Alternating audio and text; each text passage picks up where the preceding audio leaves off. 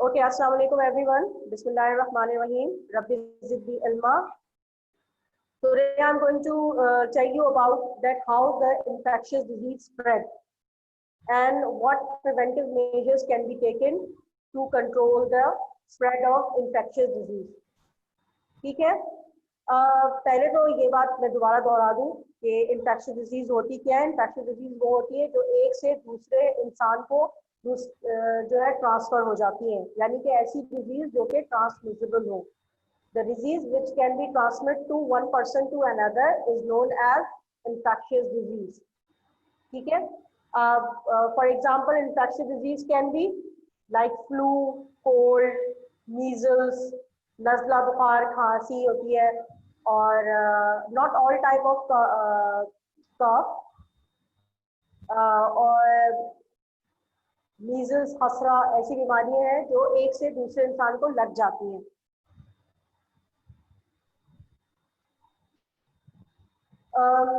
लेकिन कुछ बीमारियां ऐसी भी होती हैं जो नॉन इन्फेक्शियस होती हैं, वो नहीं लगती दूसरों को. जैसे कि अगर किसी को डायबिटीज हो, जिसको आम जबान में कहते हैं शुगर, अगर वो किसी को ना हो तो क्या होता है, दूसरे मतलब वो उसे किसी दूसरे इंसान से लगेगी नहीं. ठीक है?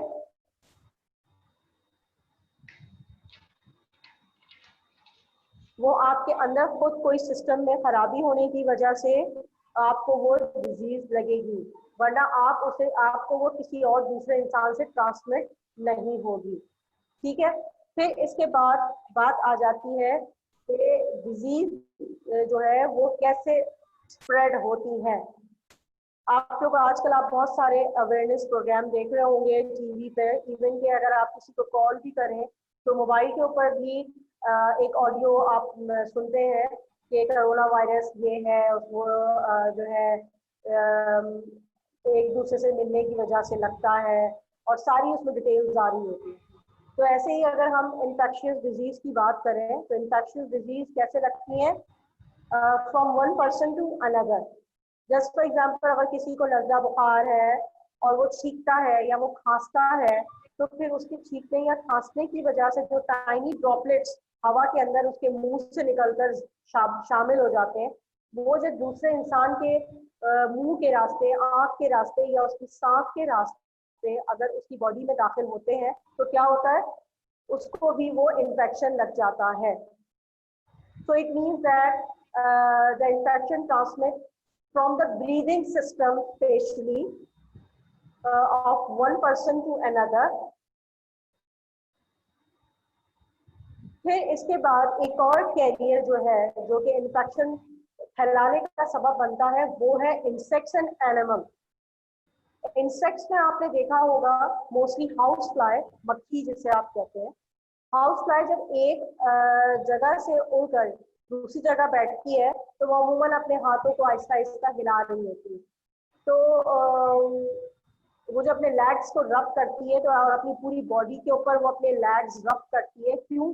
क्योंकि अपने लगे जिस्म पर लगी हुई जो भी चीजें होती हैं वो उनको झाड़ रही होती है. और क्या होता है, कुछ ना नजर आने वाले जरासीम यानी कि माइक्रोस्कोपिक ऑर्गेनिज्म वो भी उसकी बॉडी पर मौजूद होते हैं. तो जब वो डस्ट पार्टिकल अपने जिस्म से रब करके हटाती है तो वो जो ऑर्गेनिज्म उसकी बॉडी पर लगे हुए होते हैं तो वो भी उस जगह पर आ जाते हैं जहां जहां वो मक्खी बैठती है. खास तौर पे अगर वो मक्खी किसी खाने की जगह पर बैठती है, house fly, when the house fly sits on edible items, what happens, it transmits the microorganism which it carries from the rubbish to the eatable items. यानी कि जो कचरे से वो बैठ कर आई होती है, गंदी जगह से वो बैठ कर आई होती है, वो वहां से वो जरासीम मुंतकिल कर देती है उन जगहों पर जहां पर हमारे खाने पीने के अशिया मौजूद होती हैं. तो फिर क्या होता है कि जब हम वो चीज़ खाते हैं या तो वो गंदगी या वो माइक्रोब जो उस खाने की चीज़ पर मौजूद होते हैं वो हमारे पेट में दाखिल हो जाते हैं, जिसकी वजह से हम इन्फेक्शन में मुब्तला हो सकते हैं. अब उसमें मुब्तला होने और ना होने के ऊपर हमने इम्यूनिटी की जरासीम लगता है तो हम उस बीमारी से लड़ते हैं। हमारी बॉडी के अंदर मौजूद वाइट ब्लड सेल्स फाइटर का काम अंजाम देते हैं, जो कि उस बीमारी से लड़ते हैं। उसमें से कुछ फाइटर सेल्स जो है वो उन्हें एक जगह जोड़ के रखते हैं। कुछ फाइटर सेल्स जो है उसके खिलाफ एंटीबॉडीज बनाते हैं, जो कि लिम्फोसाइट्स कहलाते हैं। और कुछ fighter cells, white blood cells जो है, उनके खिलाफ एक काम अंजाम देते हैं जिसे कहते हैं फैगोसाइटोसिस। Phagocytosis, PHAGOCYTOSIS, phagocytosis. इसमें क्या होता है कि जो वाइट ब्लड सेल्स हैं वो उन ऑर्गेनिजम्स को निगल जाते हैं और निगलने के बाद उनके जो है डिस्ट्रॉय कर देते हैं। ठीक है, फैगो का मतलब होता है इंगल्फ करना, निगलना। ठीक है, उन्हें निगलते हैं और निगल कर उन्हें डिस्ट्रॉय कर देते हैं। अच्छा, जब हम इस डिस्ट्रॉय करने का अमल और ये सब जो अमल मैंने आपको बताया है कि एंटीबॉडीज का बनना, ये सब एक लॉन्ग प्रोसेस है। इस लॉन्ग प्रोसेस में आप बीमार होते हैं और फिर बीमार होके रिकवर कर जाते हैं।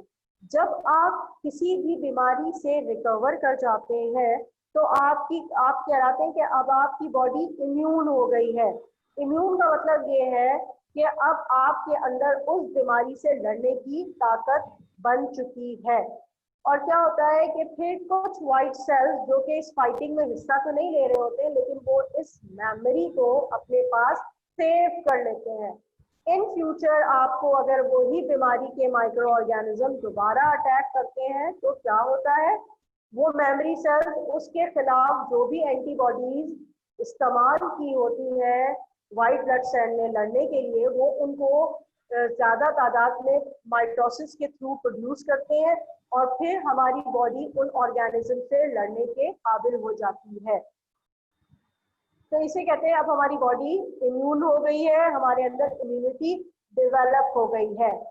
इस टाइप की इम्यूनिटी जो बीमारी से रिकवर होने के बाद डेवलप होती है उसे कहते हैं एक्टिव इम्यूनिटी।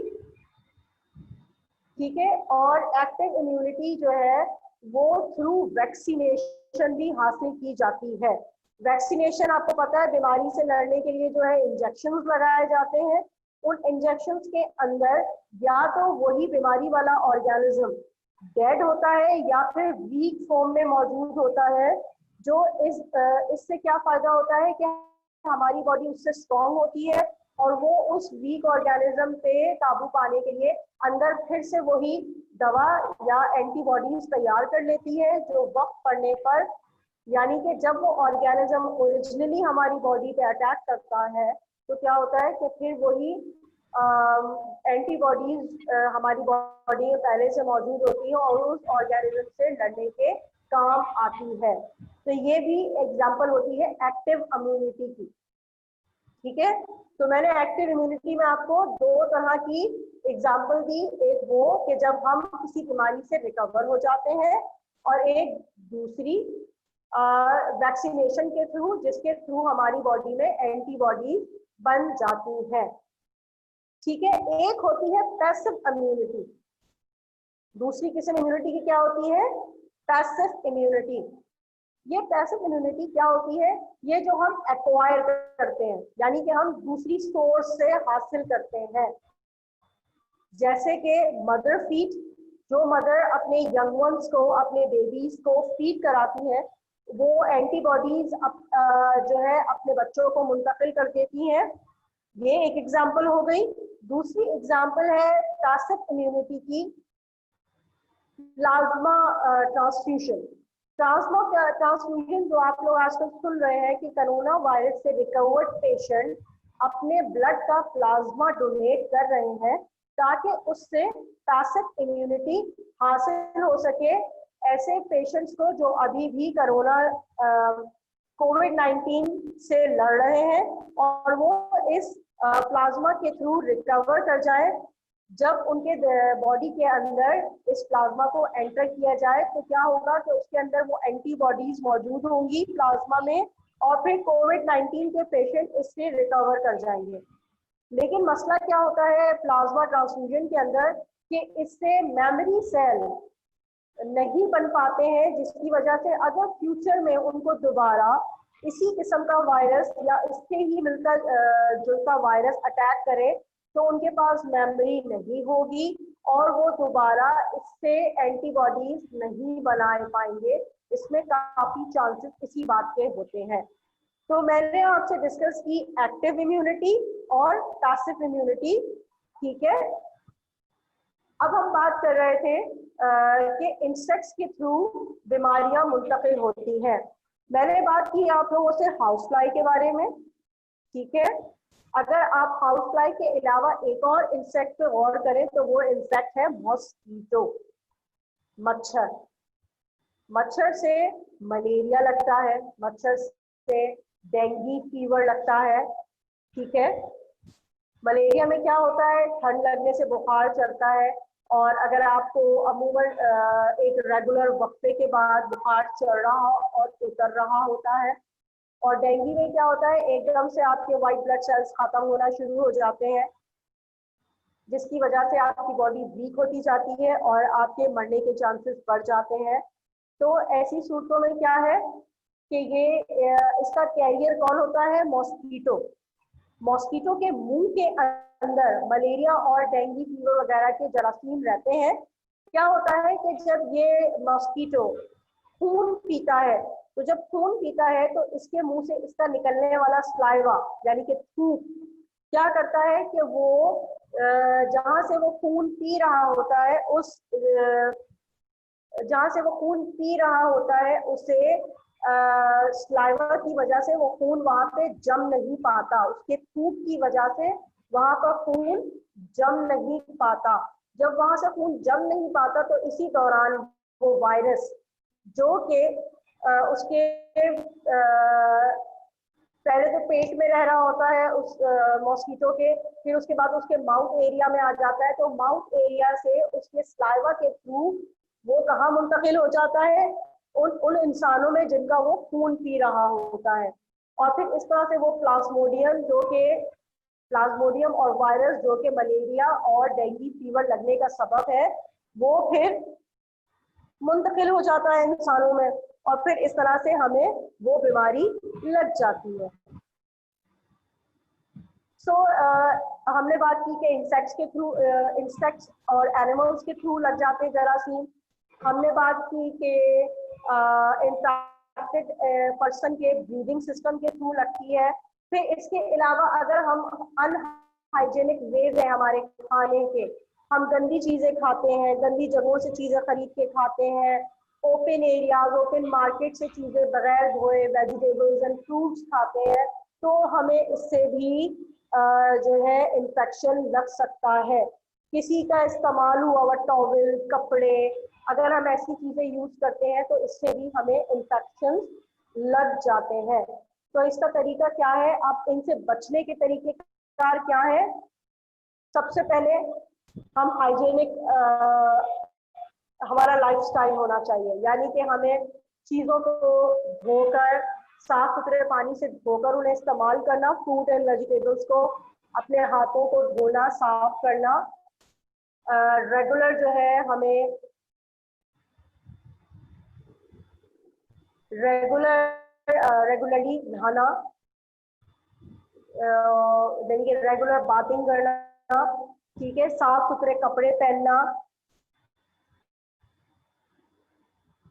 फिर इसके अलावा जो हमारा घर है उसको साफ सुथरा रखना, उसको भी डिसइंफेक्टेंट्स के थ्रू उसे साफ सुथरा रखना, ठीक है। जैसे कि और नहाने में भी डिसइंफेक्टेंट के पानी जो होते हैं, जो एक दो डिटॉल जिसे कहते हैं डिसइंफेक्टेंट्स, और जिसके जरिए जरासीमों को मारा जाता है, ऐसे पानी का इस्तेमाल करना नहाने में, घर की सफाई में, सरफेसेस को साफ करना, ठीक है। फिर इसके अलावा जो फिनाइल वगैरह वो भी डिसइंफेक्टेंट्स में ही आते हैं, उसके थ्रू मॉपिंग करना, डस्टिंग करना, ताकि आपका जो घर है वो साफ सुथरा रहे, वहां पर भी जरासीम जो मौजूद हो वो साफ सुथरे रहे, ठीक है। फिर इसके अलावा सोडियम बाइकार्बोनेट के पानी से भी सब्जियों और फ्रूट्स को धोया जाता है ताकि उन पर मौजूद जो गंदगी और जरासीम है वो साफ हो जाए। फिर इवन कि अगर उनके ऊपर कोई केमिकल्स, प्लीज अपने माइक्स ऑफ कर दें। लाइबा उस्मान अपने माइक्स ऑफ कर दें, बहुत ज्यादा शोर मचना शुरू हो जाता है। तो क्या होता है कि इससे भी जो है हम साफ सुथरी चीजें, साफ सुथरी सब्जियां और फल साफ करके इस्तेमाल कर सकते हैं। फिर मैंने आपको और हम क्या कर सकते हैं, बार्बिंग कर सकते हैं, हम अच्छे से हमारे अपने कपड़े वाला साफ सुथरे पहन सकते हैं रेगुलर इनको, और किसी इन्फेक्टेड पर्सन के इस्तेमाल हुई हुई चीजों को हम इस्तेमाल ना करें।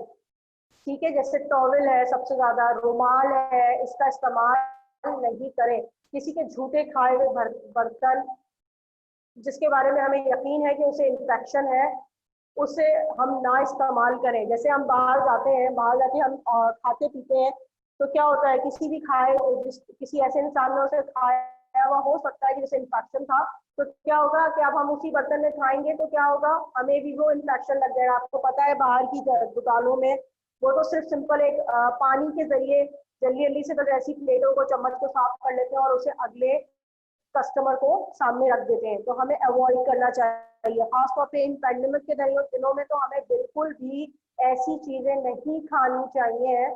ऐसी जगह पे मतलब मार्केट प्लेस पे जाके नहीं खाना चाहिए जहां हमें यकीन हो कि इन्फेक्शन हो मौजूद होने के चांसेस 100% हो।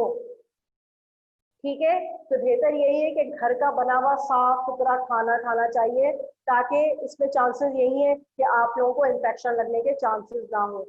अच्छा, फिर ये है कि हम कैसे बीमारियों से बच सकते हैं थ्रू वैक्सीनेशन।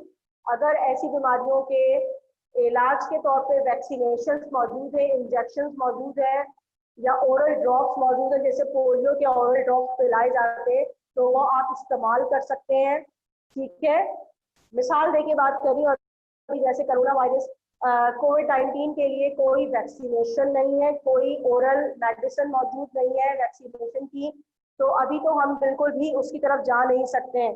लेकिन जो एक तरीका जिसके थ्रू हम बच सकते हैं वो, please on your cameras everyone, एक तरीका है जिसके थ्रू हम बच सकते हैं, वो क्या है, थ्रू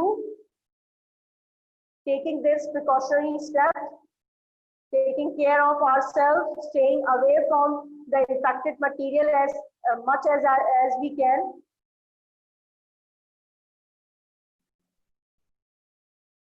और इसके अलावा अगर अब आप लोग के दिमाग में कोई बात आ रही है, आप लोग कुछ पूछना चाहते हैं, कुछ शेयर करना चाहते हैं, तो आप लोग मुझसे कर सकते हैं। लेकिन उसके लिए ज़रूरी है कि आप अपनी वीडियो में से अपना हाथ उठाएंगे, मैं आपको अलाउ करूंगी, आप अपना माइक ऑन करेंगे और मुझसे अपनी बात डिस्कस करेंगे।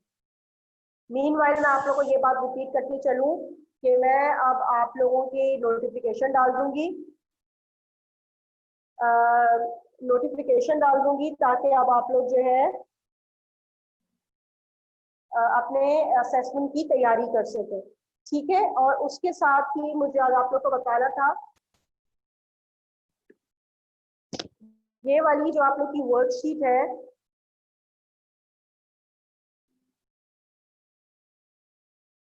आप सब लोगों के पास ये वर्कशीट मौजूद है। मैं अब आप लोगों को इस वर्कशीट को सॉल्व करने का तरीका हम डिस्कस कर रहे हैं, और आप लोगों ने इसे सॉल्व करके मुझे सबमिट करना है थ्रू सॉफ्टवेयर, इसका पिक्चर इमेज देके।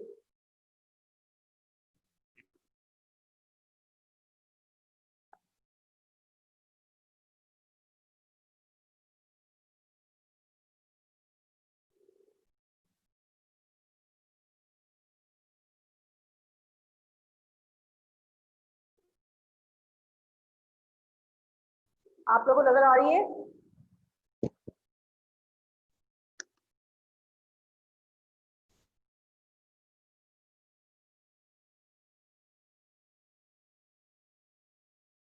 ओके,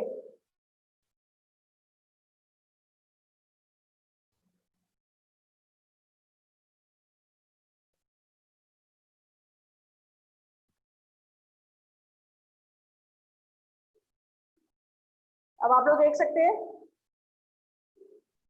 चले जी, microorganisms are living things and are microscopic.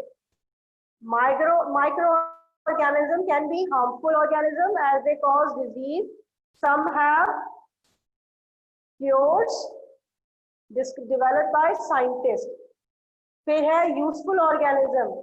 Useful organism can be used by people to make, क्या क्या चीजें बनाते हैं इससे इन लोग, ब्रेड बनाते हैं, चीज बनाते हैं, योगर्ट बनाते हैं, बहुत कुछ है. और यूजफुल ऑर्गेनिज्म और कहाँ काम आते हैं, इकोसिस्टम में. इकोसिस्टम यानी कि हमारे एनवायरनमेंट को मेंटेन करने में. और वो क्या करते हैं वहां पे, वो रिसाइकलिंग करते हैं न्यूट्रिएंट्स की.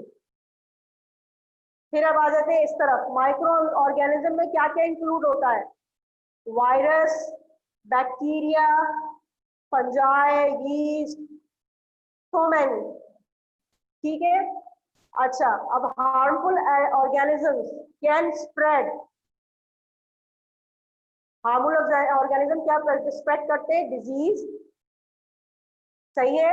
और प्रिवेंटेड कैसे प्रिवेंट हो सकती है, bye staying away from the infected person, by having hygienic condition. और डिजीज कौन कौन सी लग रही है इनसे, ट्यूबरकुलोसिस, एड्स, मलेरिया. ट्यूबरकुलोसिस जो है बैक्टीरिया से लगती है, एड्स जो है वो वायरस से लगती है, और मलेरिया जो है वो प्लाज्मोडियम से लगती है जो कि कैरी करता है मॉस्किटो. ठीक है. सही है. आप लोग को ये वर्कशीट समझ में आ गई. अब आप लोगों ने ये वर्कशीट कंप्लीट करके मुझे सबमिट करनी है. जी पूछिए. मिस मुझे समझ नहीं आया कि हम सॉफ्टवेयर पे अपना होमवर्क कैसे अपलोड करेंगे.